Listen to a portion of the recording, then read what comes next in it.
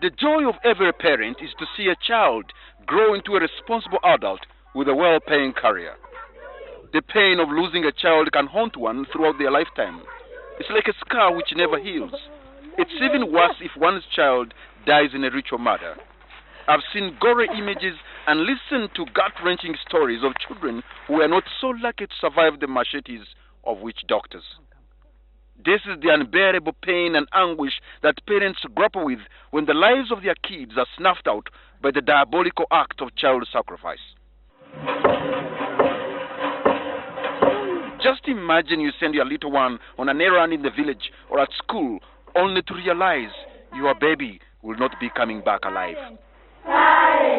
This is the story of Alan Sembatia and Kenan Nankunda, who escaped the ensnare of child sacrifice perpetrators. Kenan and his sister Sylvia had gone to graze livestock when they were attacked. Sylvia, the sister, did not return home, and Alan is never the same again. When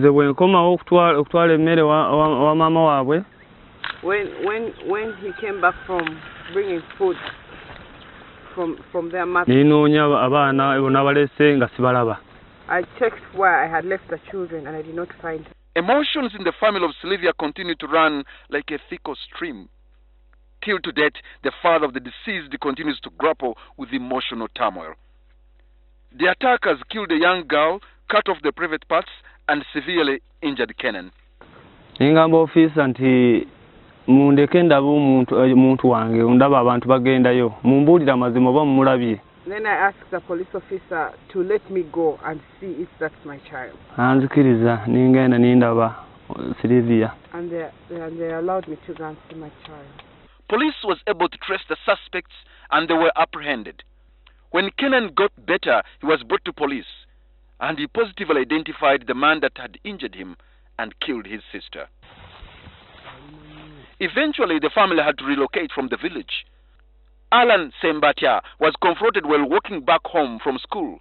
His attackers lured him with a jackfruit. It is a miracle for both these two children to have survived such gruesome injuries.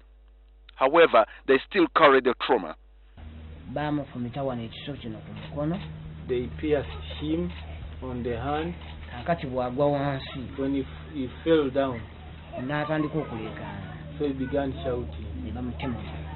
So they used the banger to cut his head.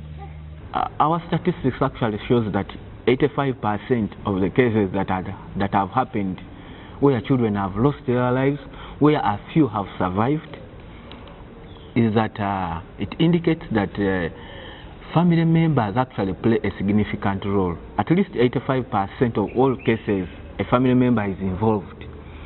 The involvement of family members in most of these cases in Uganda is a common pattern, well documented. A father killed his child, 2-year-old child, in a district called Ibanda.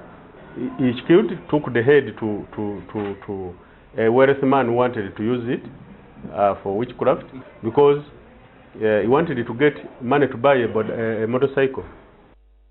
In our next series, we speak to Edward Kibogo, a traditional healer, as we try to fathom this vice of child sacrifice and why it is prevalent in Uganda.